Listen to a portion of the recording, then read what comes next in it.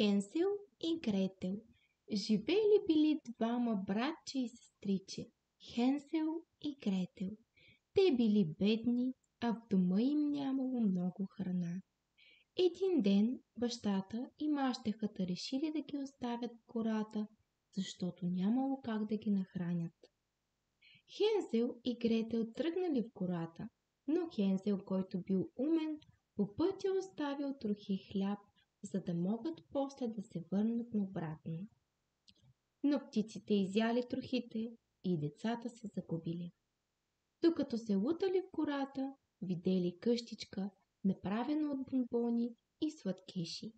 Те започнали да ядат от нея, но къщичката принадлежала на зла вещица, която ги заловила. Вещицата искала да ги задържи и да ги нахрани, за да ги изяде.